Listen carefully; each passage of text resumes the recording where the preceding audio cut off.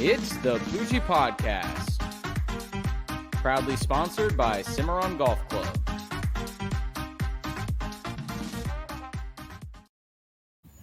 What is going on, Pooj Crew? Thank you for being here. Episode 96. We're so close to 100 right now, so I'm getting excited. I know our fans are getting excited. The panelists are getting excited. Everyone's getting excited. You might be here because you hear that I chug a beer at the beginning of every episode. That won't be this episode. We'll get that going next episode, so be sure to tune back in next episode for me to chug a beer. I'll do that just for you if you tune back in. If you're listening on Spotify, please go subscribe on YouTube to check out the video elements. And if you're watching on YouTube, listen to us on the go on Spotify, Apple, iHeart, wherever you may be. We talk a lot of sports. Today we're talking basketball. There's a shit ton of stuff going on in the basketball world.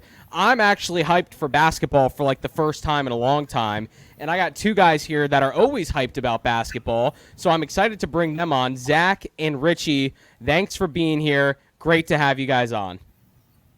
Yeah, thanks for having us, Justin. Love being on the show. Love giving our insight, especially when it comes to basketball.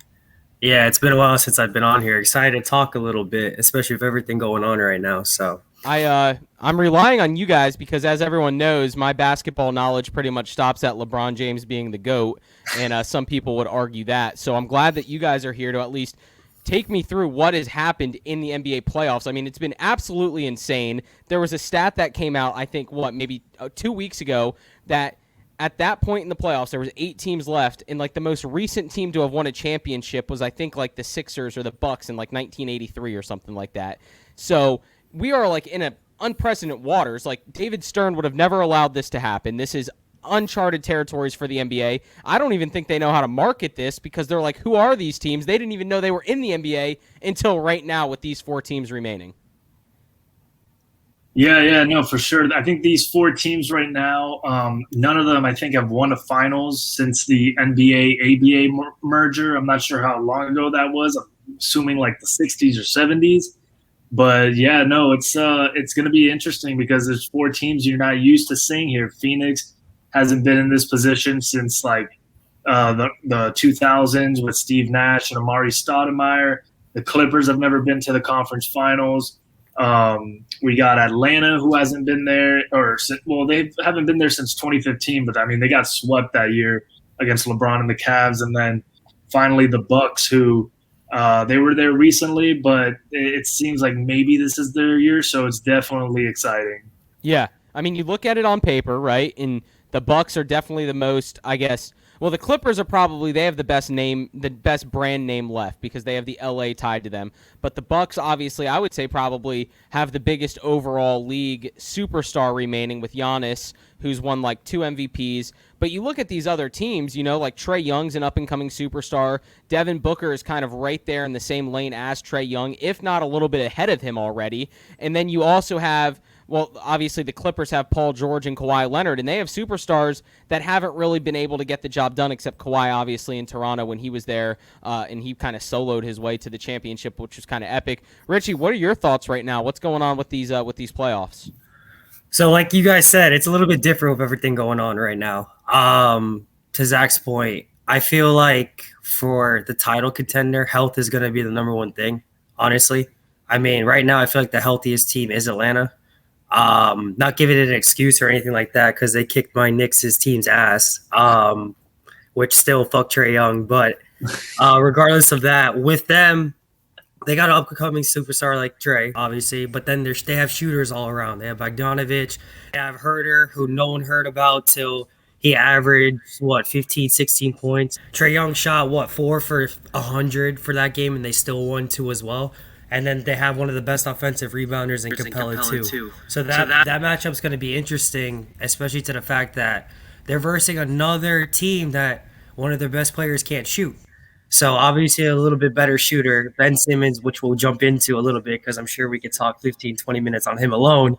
But with Giannis, a big thing for him is going to be that jump shot because they're going to play that defense just like they played Simmons. They're going to crowd the paint, and then they're going to switch people on the wings too as well. Middleton's going to be a big factor in that series as well because you get the Middleton who could drop 30 points, and then you get the Middleton who shoots 5 for 20 from the field. So, and then Drew Holiday's defense is going to be big if they have him on Trae Young, which I'm assuming so. I mean, Trae Young right now with the rules that they're trying to switch up with those fouls he gets, right now might be the last year that'll be effective for him. So we'll see what happens. And then on the other side, oh, sorry, go for it. Yeah. Well, and then on the other Richie, side, real quick. I want to jump in real quick about what you just said about Chris Middleton, because I want to ask both of you this question. Whoever wants to answer, go for it. Is Chris Middleton capable of being a standalone superstar like we see from some of these other guys in the league? Or is he just always going to be like that best sidekick that any superstar would want to have? From my point of view, he's going to be the sidekick. He's going to be one of the most efficient sidekicks until the playoffs happen. Then you get the Chris Middleton who becomes efficient, and then it feels like when it comes to crunch time, he's inefficient as well. So I don't think he's a first fiddle, just like as hard as it is for me to say, I love Julius Randle to death. That's my guy. That's my Knicks guy. But as the playoffs show, there's some people who show that they're number one options, like Booker was in game one. And then you could tell who's a number 2 or 3 option on a playoff or championship team. And I feel like Middleton's one of them. And all right, well, Zach, I'll let you answer this question as well. Yeah, no, I mean, I'm riding with Richie on that one. I think Chris Middleton is a solid number 2. Don't really see him as a number 1. Don't think he'll ever get to that point. But him and Giannis do complement each other pretty well, so I do like that about them. But yeah, sometimes he's just not consistent enough to be a number 1. Like we saw what Devin Booker did. We've seen what Donovan Mitchell has done did this playoffs. Like, I don't think Chris Middleton's ever going to get to that point. So it's unfortunate for them, but I do think they have a good number 2. But the addition of Drew Holiday in there is definitely very beneficial to them, because that is a solid 1-2 punch at the point guard and shooting guard position for them. Who is the more valuable player on that team outside of Giannis? Is it Drew Holiday or is it Chris Middleton when it comes down to it? Man, more valuable? Like, if one of them was to go down tomorrow with an injury, maybe miss 2 games, what would we see the biggest drop-off from? Man, I feel like Drew Holiday might be more valuable, not necessarily better than Chris Middleton, but more valuable in the sense that he brings like really good defense to the floor. I mean, yeah. Chris Middleton's very good on defense too, but Drew Holiday has really been able to solidify guarding the number 1 point guard, guarding the number 1 shooting guard. He's a big point guard. He could run the offense. And he's had some issues, I think, this past series shooting the ball, but yeah, I would say more valuable. I feel like if Drew Holiday honestly went down, that would probably hurt them more than Chris Middleton. Yeah. And Richie, I would agree with that, just because Drew Holiday is one of the best two-way players, one of the most underrated two-way players. And overall, if we're talking both defense and offense, because he can still score the ball, I'll get the edge for him for valuable. But I still think Middleton is the second option in that team. Yeah. But for the playoffs, Drew Holiday is probably the best. If it's regular season, I would give it to Middleton, just because I think that they can outscore a bunch of teams and not have the best defender, like get shut down and still win games. But for the playoffs, no, they're going to need Holiday just for that defense. Mm-hmm. And then somebody else we're not talking about in regards to defense is, as you can see, PJ Tucker, just because Giannis doesn't have to guard the best people on the team, and that saves him for the offense. So that's a big thing. And then Brook Lopez in the paint too as well, being able to play center, or then being able to put Giannis down there too as well to play small ball. It's going to be a big thing, especially with that Hawks offense, as we saw. Because Ben Simmons, I mean, he was guarding Trae Young. So Trae Young still played good until Game 7.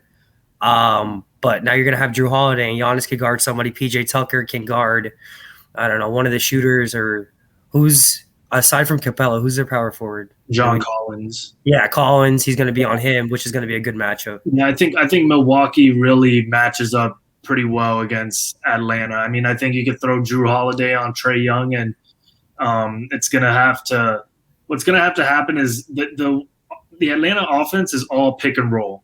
It's set a pick for Trae Young, let him go to work. He's either going to drive to the basket, throw it up for an alley-oop, hit his floater. He's going to pull up, or he's basically like a lethal quarterback at that point guard position. So you're going to have to slow down that pick and roll offense. But I mean, they got guys like, especially if Brook Lopez, if they start setting a pick with whoever Brook Lopez is covering, and he can't cover Trae Young, you could easily move Giannis to the 5 and have PJ Tucker at the 4, and those two will be able to definitely move and guard that pick and roll way better than Brook Lopez will. So I definitely think Milwaukee matches up pretty well against Atlanta in this series. And what's interesting is about PJ Tucker is he's just like a pit bull out there. Like, he's stocky, he's got size, like he's just a physical guy that's not going to get knocked around. But he looks like the kid that got picked last, like on the schoolyard, because he was too short. But then he just used his physicality to make it work for him and actually be effective. However, if you ever picked him in FanDuel, you'd probably end up with like 2 points a game because he just doesn't know how to necessarily score the ball, but he does a decent job of keeping the game flow moving forward for the team. So, I mean, they have a great starting 5 there, obviously, in Milwaukee. We'll get to predictions at the end, but as far as Atlanta goes, I know we just talked about it. Trae Young just kind of, Richie, I want your unsolicited thoughts on this. Actually, I'm soliciting them, so I'm sorry. What thoughts on Trae Young? Before you get to Trae Young, I also want you to kind of jump in and just tell me about the atmosphere. You were inside of Madison Square Garden for those games in round 1. It's like the most electric atmosphere many people had seen in a long time. Tell me about that, and then tell me about Trae Young and your stance on him. So we'll go to Trae Young first. He kicked our ass. I mean, there's nothing else you could say. He went into the Garden. He shut us up a couple times, to say the least. But it was fun. It was fun. It had the Reggie Miller vibes to it for sure. Like, he was playing the villain, and unfortunately it ended up just like Reggie Miller did, a little bit worse just because we lost in 5. But, I mean, obviously I don't like that he whooped us, but you got to respect the man. I mean, he came in. Obviously, some people thought we were going to run right through them. Things changed throughout. He's playing hell of a basketball. He's always been the underdog. Talk about pit bulls. I mean, he's just not as big as PJ Tucker, but the kid can hoop, man, for a 6'2", 100 and what is he, 75-pound guy. He's not going to oversize you like Giannis, but he's going to get around you, and he's very crafty with the ball. So, yes, fuck Trae Young, but the dude is a hooper. He is. It's going to be fun seeing them next season with what happens as well. We'll see what happens in the offseason with what we do. But in regards to atmosphere, it was the loudest I have ever heard any arena in my life. And I'm not just saying that because I work there. I'm saying that because what they say, playoff basketball at MSG, is like nothing else. When we won game 2, my ears were ringing. That's how loud it was. And were you out in the streets? Were you out in the streets with the squad afterward, climbing up light poles and everything? No, they were doing that. I couldn't do that. I had my corporate badge on me. Even if I hit it, they would know I was in a suit. But it was fun. It was fun. The other 2 games, it was still very loud, even though we lost 2. But I mean, I've been to UCF games. I've been to Heat games. I've been to Magic games. I've been to Dolphin games. I've been to Giants, Jets, all the above. I've never been to like any Super Bowls or stuff. I actually went to game 1 with the Nets and Celtics beforehand, and I thought was loud. But I mean, MSG definitely took the case. And what was crazy is that even after, like, when we won and lost, it was the same environment outside. It was still crazy. Yeah. Obviously, there was a little bit different things being said when we won and we lost out there, but it was loud nonetheless. But I feel like regardless of if you won or lost, everyone was still yelling "fuck Trae Young," so it didn't really matter because everyone was saying that. But you bring up an interesting point about Trae Young balling out now, because I feel like over the last 3 years since he's been in the league, everyone has kind of given the nod to Luka Doncic as kind of, the Dallas Mavericks winning that trade. Like, we all remember that draft day trade between Doncic and Trae Young between Atlanta and Dallas. Is this year's playoffs proving that Trae Young could ultimately be the better overall player in that Atlanta won that trade versus the Mavericks? Or is Doncic does he not have the supporting cast or whatever it is? Zach, go for it. Yeah, Zach, get it. I mean, I've had this conversation with my friends so many times that the trade is, I would say the trade is very even. It's going to be one of the most even trades that go, like, God forbid any of them get hurt or anything, if they continue on the pace, neither team is going to be mad about the situation they were given. Like, Trae Young has been great for Atlanta. Luka Doncic has been great for Dallas, but if you switched right now and you put Luka on Atlanta instead of Trae Young, and you put Trae Young on Dallas, first off, Dallas is not in the playoffs in my opinion. Second, I think Atlanta might be the favorite to. It'll be tough because Milwaukee's so good, but I think they could honestly be a top contender in the East year in and year out with that supporting cast that Trae Young has, because Trae Young has a cast around him that I don't think people talk about because they're very unknown. But, I mean, John Collins is nice as a 4. Clint Capella, super good as well. Kevin Huerter, he's also been underrated for the past few years. He's always been like a solid shooting guard. And then you got Bogdanovic, who, my God, like this guy was like the number 1 free agent this past offseason, basically. I think he was supposed to be going to Milwaukee, or maybe that was the Utah guy. I don't know. It was Milwaukee, and I think it was Milwaukee. They turned it down, or something happened to it. I think it was like tampering or something happened with it. Because it wasn't like in the period. Something crazy happened. So that's another interesting storyline. But I feel like Atlanta's got a much better supporting cast than Dallas does. Not taking anything away from like Tim Hardaway, because I think he's been great. But I just feel like Atlanta's team is just real deep. And they also have injuries. Atlanta, they have DeAndre Hunter, I think, and Cam Reddish, who's been out. So they are also hurt, and they're just like deep. Danilo Gallinari too. He's super underrated. I was just about to say Gallinari's another one. He made that defensive play yesterday, and then went down the court for the nail in the coffin with that layup that kind of sealed the deal for Game 7 against Philadelphia to send them to the Eastern Conference Finals. And he was on the court with 15 seconds left, and stole the ball, got the pass forward, and laid it in. So yeah, they do have a lot of good pieces. And you talked about Bogdanovic, my guy. I like watching him play. He's a good perimeter guy as well, and obviously a good defender in his own right. And then Kevin Huerter, someone that not a lot of people really know who he is either. So great supporting cast. I like this series. I don't think anyone's really necessarily excited. I don't think if you had the choice of Bucks versus Hawks, anyone would have said, yeah, I want that as the Eastern Conference Final. Yeah. I think a lot of people would have said, obviously Nets Sixers. But let the cards fall how they may. And for those out there that doubt the NBA's integrity, let this prove to you that it is a very integrity-driven league, and now we have some standing behind that with these two teams making it to the Eastern Conference Final. Richie, I cut you off about 10 minutes ago. You were about to jump into the Western Conference Finals. If you want to pick up there where you left off with that, with the Clippers and the Suns. Obviously, this is we're now on Tuesday. People listening on Tuesday, Game 1 of this has already happened. The Suns won by 6 on Sunday in Game 1 before Game 7 happened later that night. So Suns up 1-0 in this series, and Game 2 will be coming on later this evening. So tell us about this matchup, Western Conference Finals. Suns in 4, baby. That's how it's looking like. That's how it's looking like. Just because if everything pans out, CP3 doesn't play and Kawhi doesn't play, and you have a Devin Booker versus Paul George matchup with 8 in there too as well, I just feel like Phoenix's team is just too good. Yeah.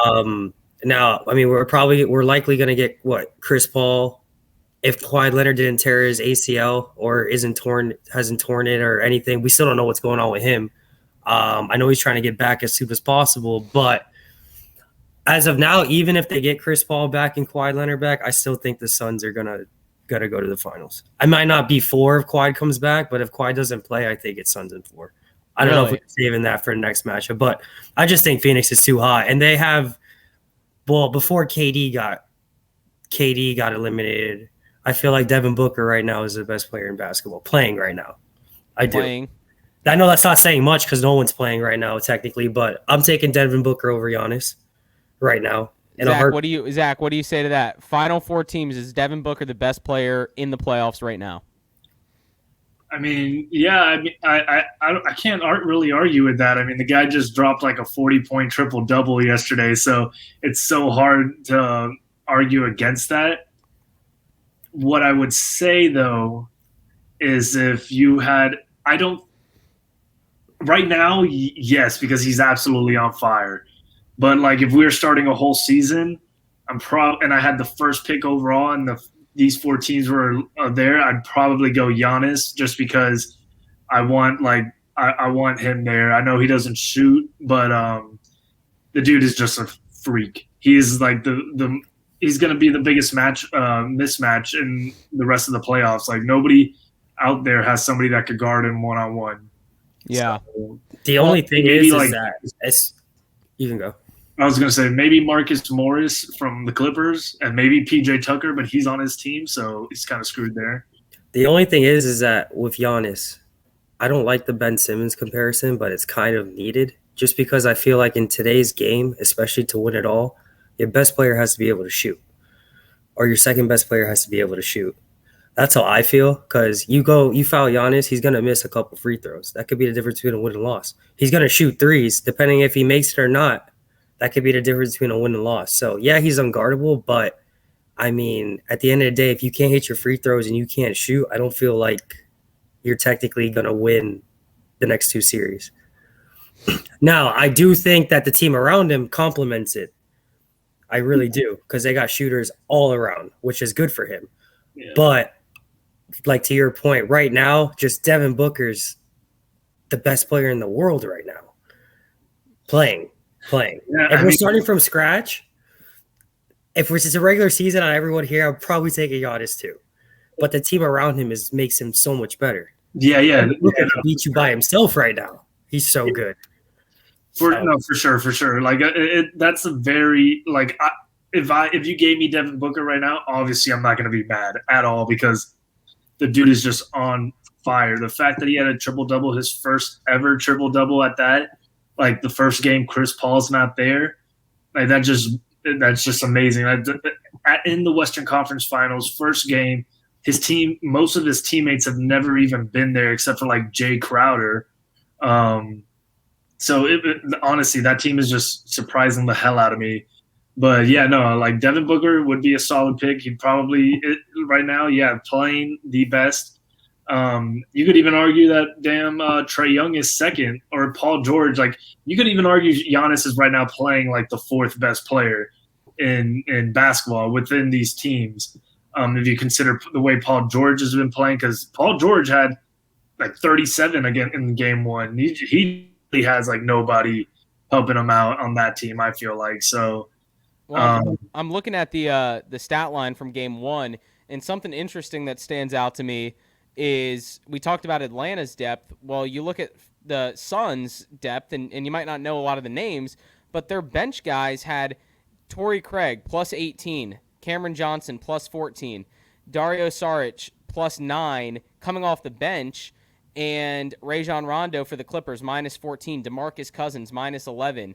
You had Patrick Beverley minus 6, Luke Kennard minus 5. So the Suns literally won this game when the bench players were in. Like the bench players, the depth dominated. Devin Booker obviously was the best player on the court, but it was okay. What was happening when other guys were getting minutes, and it was obvious that the Suns were just dominating the game, and obviously they ended up only winning by 6. If starters could play the whole game, they'd be dead. But to have a guy, Torrey Craig, who very few people may have heard of, to go plus 18 coming off the bench is pretty absurd. Let me see how many minutes he even had.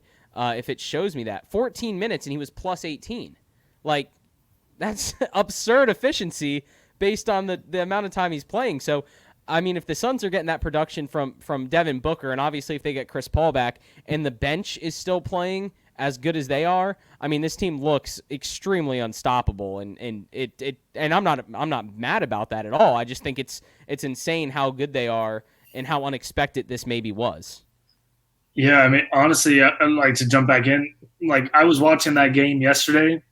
Watching Devin Booker play yesterday was some of the most beautiful basketball I had seen in a long time. Like that was like Luka Doncic type basketball, LeBron James. Like the way he just ran that offense, the way he maneuvered everything. I think it was 11 assists, but also he led the team in rebounds, assists, and points.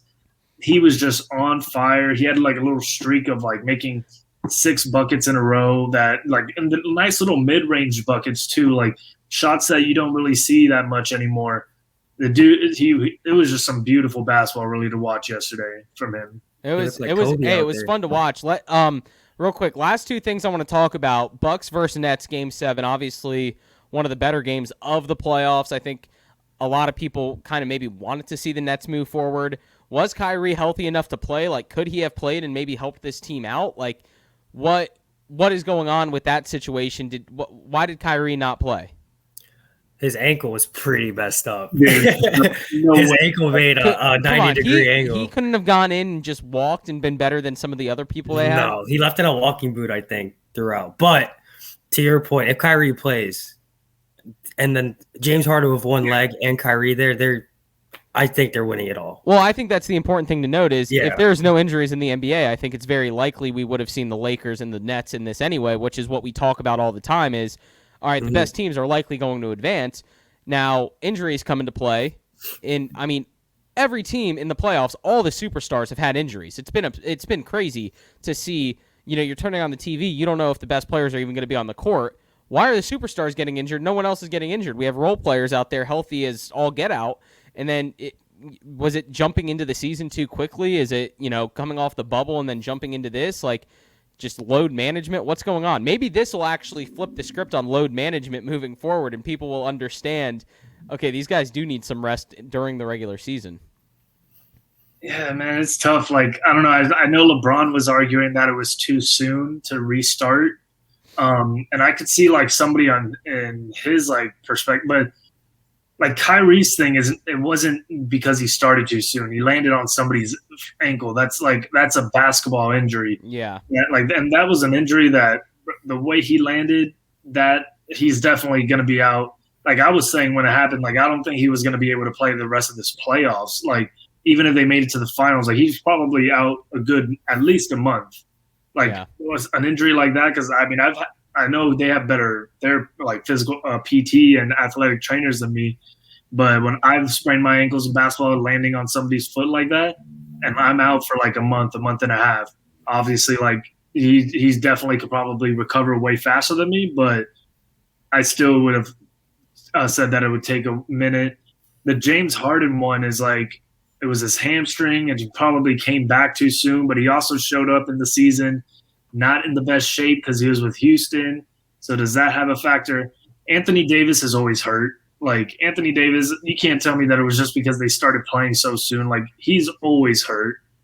He's just like when you're 7 feet tall, built the way he is, I feel like injuries are something that you're gonna have to be used to. It's just part of life when you have the body like him. So I don't want to put it all on like them starting way too soon. I think it was a lot of it has to do with the person and the way the injuries happen too. Yeah, no, I hear you. It's going to happen, obviously, especially as some of these players do get older. Like we saw LeBron taking steps back this season, like we haven't seen him do for a long time, and so on. From there, we've seen a lot of superstars go down. What were your thoughts on that Game 7 Nets Bucks? And I want to preface it by saying this: looking at the plus minuses again, only one player. Some trivia for you: one player on the Nets had a positive plus minus rating in Game 7. Who was it? Kevin Durant. No, it can't be KD because he played like a million minutes. Because he played every minute. Yeah. I want y'all's guess. Okay. This is crazy though. This is crazy because they went to overtime and no one had a positive rating except this guy who had a +2. So like it didn't even add up. Mike James. Mike James? I have no idea. I think that's his name, right? He did not play. Oh, damn. Okay, hold up. Nicholas Claxton played for 1 second, and he had a 0 rating. Tyler Johnson? Like, I don't know. Johnson didn't play. He didn't even play, right? Only guy to have a positive rating was Jeff Green, +2 on the Nets. Okay. Everyone else. Maybe somebody that played a lot less.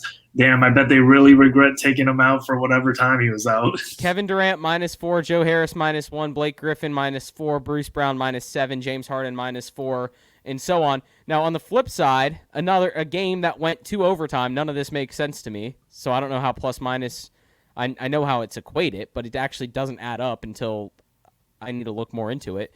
Only 2 guys on the Bucks had a negative plus minus. So how the hell did this game go to overtime? How did this work?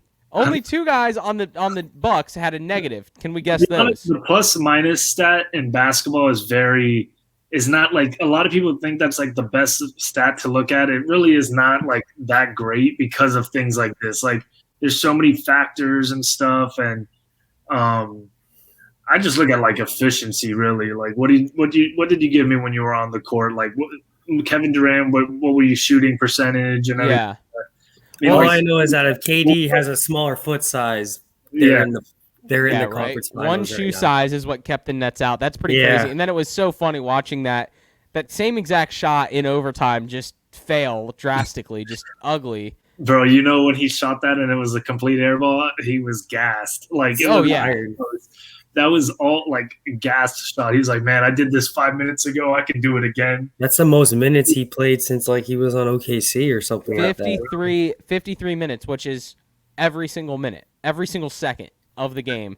It's insane. But like, think about football players. Like, the game is 60 minutes long, and they say like only 11 or 12 is actually gameplay. This man in basketball, every minute is actually gameplay, and he played 53 minutes running up and down the court.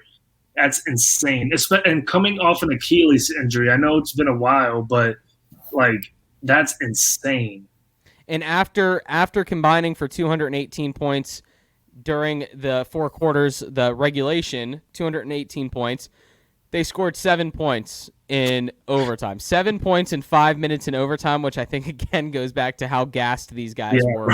For sure. So you saw 7 points in overtime, a very lackluster overtime period, but 2 points coming from the Nets in 5 of those points, or 6 of those points, so I guess it would have been 8 maybe in overtime. But anyways, 115, 111, and the Bucks move on. We talked about that series. Let's get to let's talk about a player that many would compare to me, someone that can't score, okay?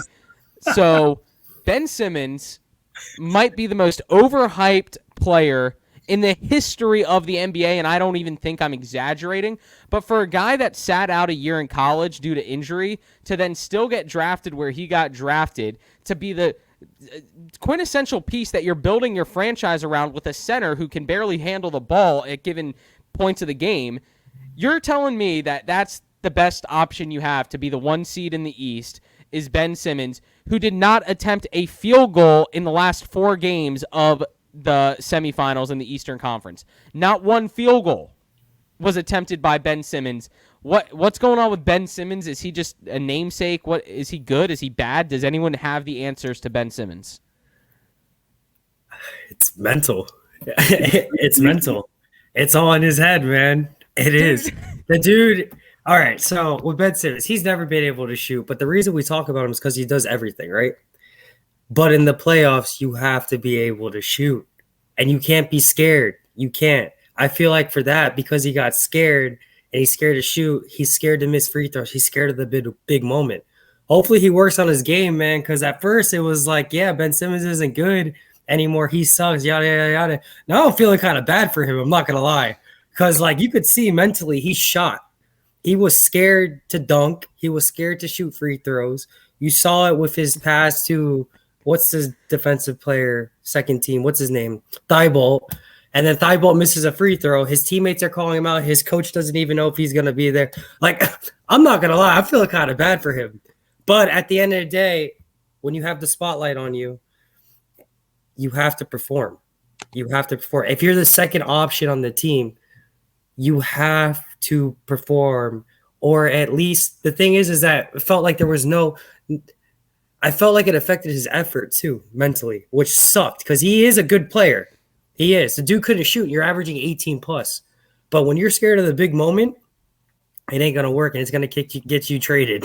Well, what I'm very concerned about is we see every other sport kind of deal with this. We see kickers, miss field goals. We see baseball players. We see pitchers not be able to throw to first base, or catchers be able to throw down to second on an accurate line. We see it, but shooting a basketball in basketball seems very simple as far as like that's not even a yips thing. That's like okay, I don't trust myself anymore as far as like my craft goes.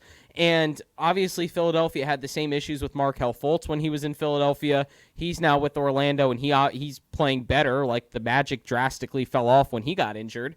So Fultz played better.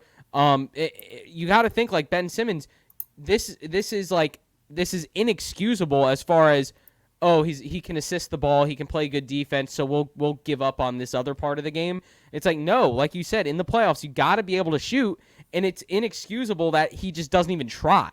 Like, he doesn't even try. And for this to be your primary job, your profession, getting paid millions of dollars, why am I more confident to shoot a free throw than he is? Like, I could go out to Flynn Park up the road, step to the line, and probably be more confident in shooting a free throw than a superstar NBA player making millions of dollars, and that is wrong. Zach, you're better than Ben Simmons in my book. Put that on the stove and let it simmer for a little bit. Appreciate that.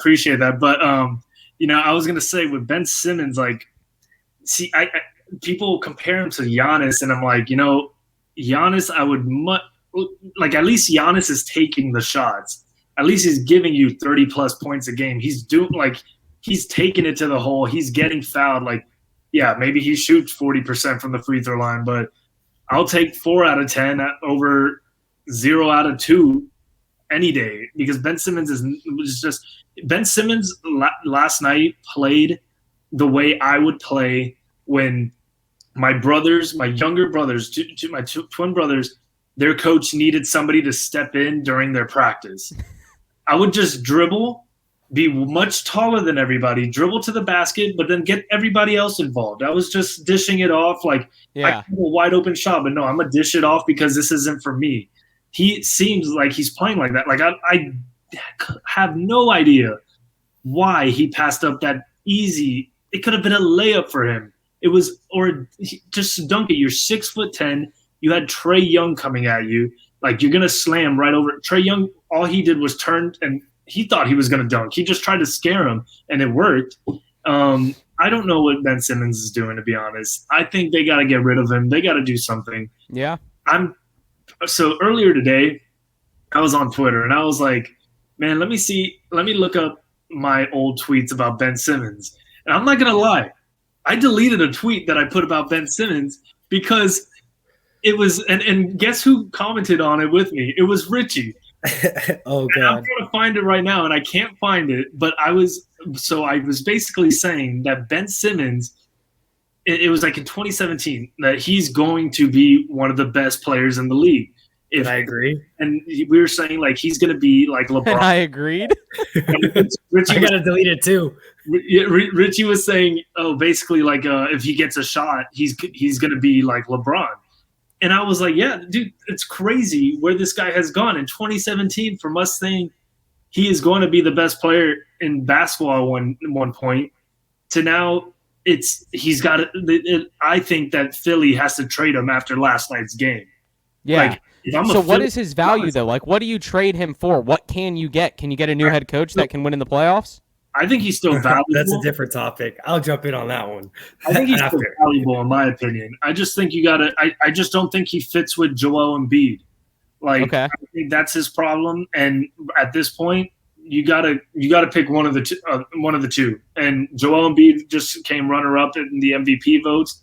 He is the best – I mean, people say Jokic. I would take Joel Embiid over Nikola Jokic as center.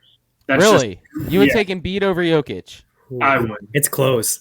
I would. It's close, but I mean, let's put it this way: barring injuries, no injuries, I would take Joel Embiid. I think skill-wise, like, he's just a monster. He plays with this like fearsome attitude that nobody is stronger than me, nobody's better than me. Like, I would love to see him versus like a young Shaq, to be honest, because he is just so big. But yeah, I think you got to go with that. I made a prediction this offseason. I said Ben Simmons to New Orleans for like Lonzo Ball and maybe Eric Bledsoe. I know Lonzo wants out of Nola. I think Nola probably isn't like fond with Lonzo either. Lonzo's like, going to the Knicks. Oh, Miles is going to the Knicks. He's a free agent, but he won't go to the Knicks if he wants like 20 million, 25 million. He's a free agent this year? Yeah, he is. Oh, man. I want him, but I got to go for a delete different price. I got to go delete another tweet. oh no. We're out here just deleting tweets and everything. This is great. Richie, real quick, give me 2 minutes on Doc Rivers and your thoughts on him and what the Clippers God, need to do. dude. If I'm Doc Rivers, I'm texting Ray Allen, Kevin Garnett, and Paul Pierce, and even Rondo right now, and being like, thank you so much for helping me win a title, because my God, he could have won like 3 or 4 by now. He's had great teams left and right. Like, I think he's an overrated coach. Like, the numbers say it. Yeah, They do. He won the one numbers in Boston, and then he gets his butt kicked by, the Miami team after, obviously. Everyone's getting their butt kicked besides, Dallas and the Spurs. But, what was it? The Clippers? Well, he choked on a 3-1 lead, right? Or did he get swept? No, it was one of those. They had a 3-1 It was a 3-1 lead in the bubble that he lost. He had the number 1 seed losing the semis to a 5 seed, no matter what happened. Like, obviously, he's not doing a good coaching job when it comes to Ben Simmons, because if you're his coach, first off, as a coach, I'm not throwing him underneath the bus after that. That wasn't the best move. Obviously, he needed to hear it, but that's a private conversation. Like, you still got to keep it positive with someone that is punched to the ground. Like, you can't step on him after, especially if you're a coach. The thing is, too, is that with coaching, especially with someone like him, like, I don't think Doc Rivers could have motivated him, but he could definitely demotivate him. Yeah, that's true. So I feel like that was a slap in the face. Fuck that, bro. People could he's call a it grown ass man that just lost these guys the damn.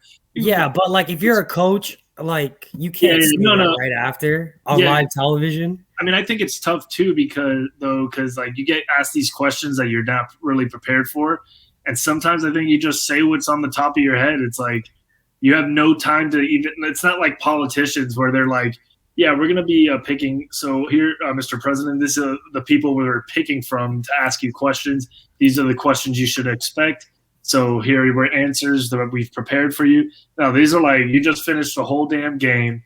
You're probably going in there with anticipation of like, yeah, they're probably going to ask me like, why didn't I make this decision? What do I think about this? But man, when you get asked like, oh, is Ben Simmons the future point guard of this team? Like how do you like? That's a bulky question to ask somebody right after they just lost Game 7 of a playoff game. So we need these coaches to be more like that, unfiltered, and just say it as it is. Ask them all the crazy questions. Here's the thing, though. Embiid was. I agree to a certain extent. In this situation, I don't, because you're not going to get that dude better by saying shit like that. Yeah. You're not. Unless you know he's dead gone. Like, that doesn't do anything. That doesn't do anything. Ben Simmons is just going to be like, oh, shit, my coach doesn't even believe me. Then what? Like, that affects somebody mentally like that. Yeah, he needs to hear it, but that could be typically a side conversation. Maybe he is gone. Maybe Doc's already traded him. He just doesn't know it yet. Maybe Doc's out. Who knows at this Doc's point? gone. I don't know. Everyone's I think gone. he's a product of his players. And even with the product of the players, he still hasn't gotten as much as he could have been. Start a new process. The Clippers are in the Western Conference Finals a year after he leaves there. With 1 star. And, without Kawhi, they were down 3-1 or – no, maybe down. It was 2-2, and they won the next 2. Yeah. But and also Joel Embiid, I was gonna say he made comments too after the game toward Ben. Or not like people basically put the puzzle piece together of when he said that the game changed. Yeah. And he was talking about that play, which they were down by 2. You make that dunk right there, you tie the game up, and now instead of the 2-point dunk that probably gets the crowd like super motivated, you go to 1 free throw that you miss the second one, and then they come down, and I think Trae Young throws up like an alley-oop to Clint Capella or something like that.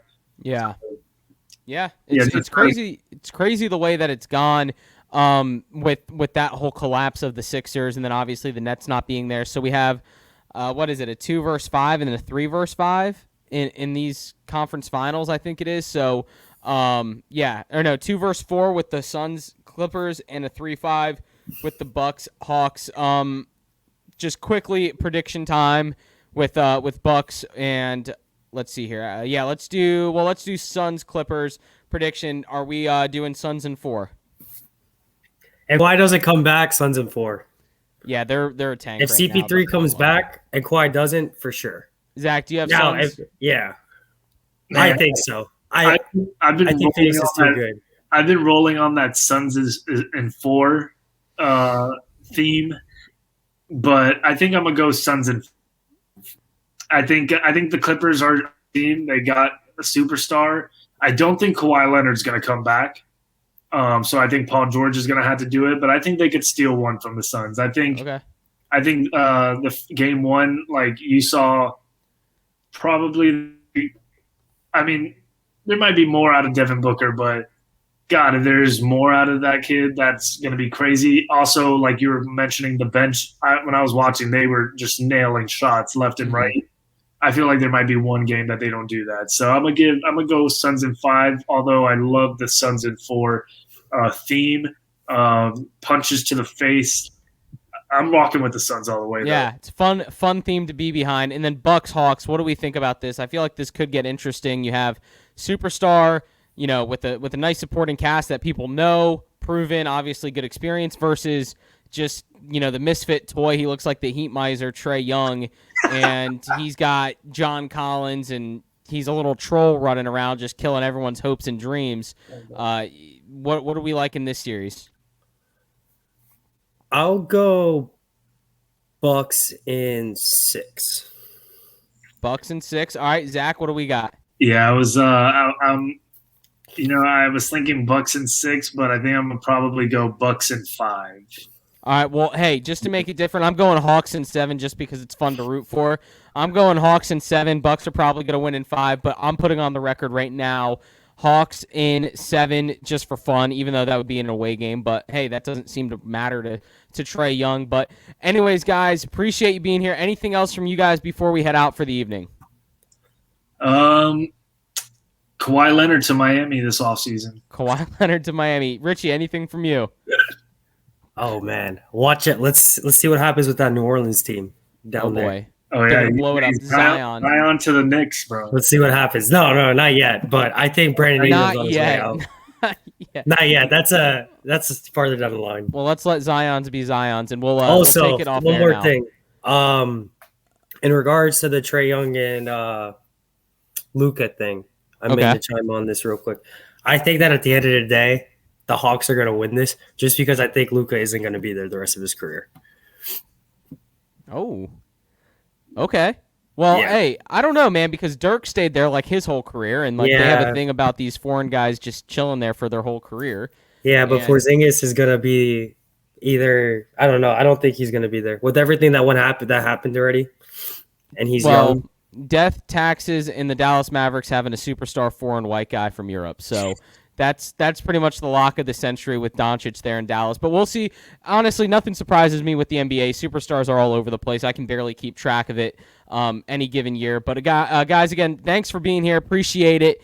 This was a fun one. People listening at home, we'll be back for more content. We'll have UCF stuff coming up. If you haven't already done so, go check out the YouTube channel for some Euro 2020 predictions, previews. Kyle Verbin's doing a great job on those throughout the tournament. It's a fun time. Copa America's going on. NHL playoffs are going on. Zach's got the Poojie hat going on. I'm sure Richie's enjoying some coffee out of it. I got my mug down there. He's got his Poojie mug somewhere floating around. I got my mug. No, I swear to God, I use it. He uses it. I do too. I almost use it every episode. But those listening on YouTube, again, go listen on Spotify, iHeart, Apple, wherever you get your podcast. Those listening on podcast, please go subscribe, like on YouTube, comment. If you like us, comment. If you hate us, we don't care. We just want to hear your comments and thoughts. Go follow on Instagram, Twitter, Facebook, wherever you may enjoy your social media and consume most of your day, whatever platform that might be. And most of all, like I always say, go make this world a better place. And until next time, take care. How can I be the man when you're the man? How can I be the man when you're the man? How can I be the man when you're the man?